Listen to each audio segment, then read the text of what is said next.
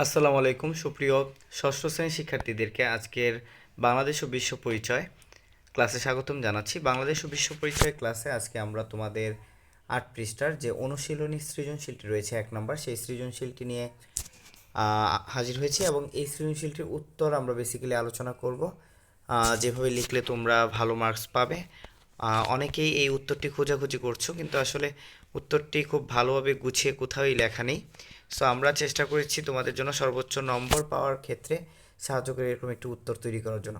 শিক্ষার্থীরা, তোমরা দেখতে পাচ্ছ চিত্র ১, এখানে তোমরা দেখতে পাচ্ছ যে শিকার করছে অথবা দেখা গেছে খাদ্য সংগ্রহ করছে। চিত্র ২, কৃষিকাজ করছে। সো এখানে বলছে পোড়াবাড়ি কিসের জন্য বিখ্যাত? আদিম মানুষ দলবদ্ধ হয়ে বাস করতো কেন? উদ্দীপকে ১ নং চিত্রটি কোন সমাজের ইঙ্গিত বহন করছে ব্যাখ্যা করো। ২ নং চিত্রে ইঙ্গিতকারী সমাজের উদ্ভাবক মেয়েরাই, বক্তব্যটি মূল্যায়ন করো। সো আমরা চলে যাই প্রশ্নের উত্তরে। সো আমরা যেহেতু উত্তরটি লিখে রেখেছি একদম তোমাদের শেখানোর জন্য হাতে কলমে লিখে রেখেছি। পোড়াবাড়ি মিষ্টির জন্য বিখ্যাত। কিসের জন্য বিখ্যাত? কয়ের অ্যান্সার মিষ্টির জন্য বিখ্যাত।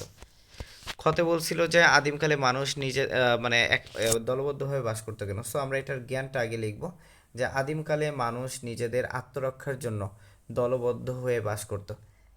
তারপর আমরা দ্বিতীয় প্যারায় চলে যাব। আদিমকালে মানুষ বন জঙ্গলে থাকতো।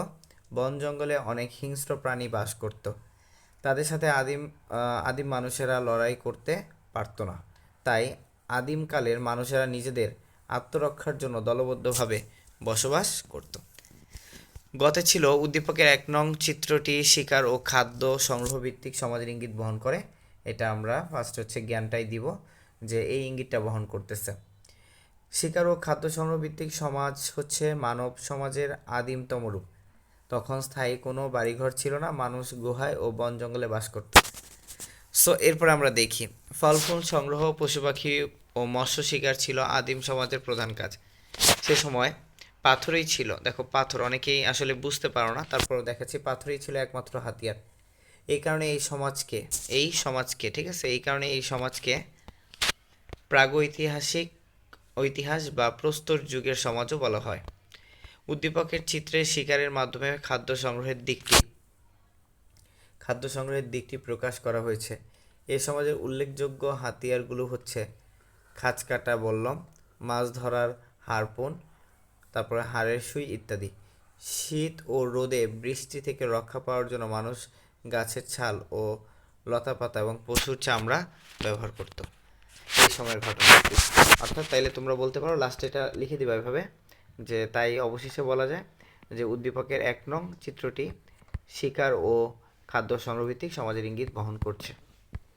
সো এই ঘ নাম্বারটা বলছে যে ২ নং চিত্রের ইঙ্গিতকারী সমাজের উদ্ভাবক মেয়েরাই, বক্তব্যটি যথার্থ। আমরা আগে এইটা লিখবো জ্ঞানে। তো আমরা লিখবো যে কৃষিভিত্তিক সমাজের উদ্ভাবক মেয়েদেরকেই বলা হয়, কারণ সে সময় মেয়েরা সংগ্রহ করতো ফলমূল, বীজ, লতাপাতা, পাতা বানানটা দেখবা ইত্যাদি। আর পুরুষেরা শিকার করত।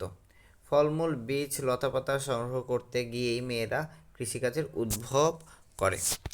তৃতীয় পাড়ায় লিখবা সমাজবিজ্ঞানীরা বলেন মেয়েরাই কৃষিকাজের উদ্ভাবন করেছে। ফলমূল সংগ্রহ করতে গিয়ে কখনো তারা নিয়ে আসতো বুনো গম ও বার্লি মেটে, আলু, কচুর মূল ও কন্দ।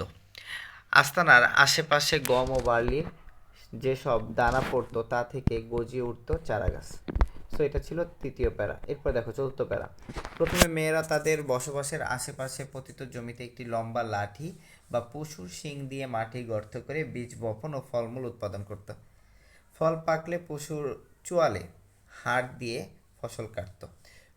ফল যখন পাকতো, ঠিক আছে, ফল পাকলে কি করতো? পশুর চোয়ালে যে হাড় আছে সেটা দিয়ে ফসল কাটতো। এক জায়গায়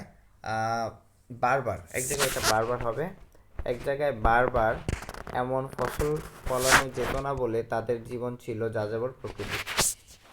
তাই উপযুক্ত আলোচনা পর্যালোচনা করে এটিই বলা যায় যে ২ নং চিত্রে ইঙ্গিতকারী সমাজের উদ্ভাবক মেয়েরাই। সো ষষ্ঠ শ্রেণীর জন্য আসলে বেসিক্যালি এতটুকু একটি সৃজনশীল লিখে তোমরা অভ্যস্ত হও। ইনশাল্লাহ পরবর্তীতে আরও বড় করে তোমাদের সৃজনশীল লিখতে হবে। এখন বেসিক্যালি একটু ছোট করে তোমাদেরকে লেখা শেখাচ্ছিলাম। সো এটা ছিল আমাদের ৮ পৃষ্ঠার অনুশীলন সৃজনশীলটি। যারা যারা খুঁজছিলে তাদেরকে রানা স্টিচিংয়ের পক্ষ থেকে সৃজনশীলটি করে দেওয়া হলো। আজকের মতো আল্লাহ হাফেজ, সবাই ভালো থাকো, সুস্থ থাকো। নেক্সট ভিডিওতে দেখা হচ্ছে। আসসালামু আলাইকুম।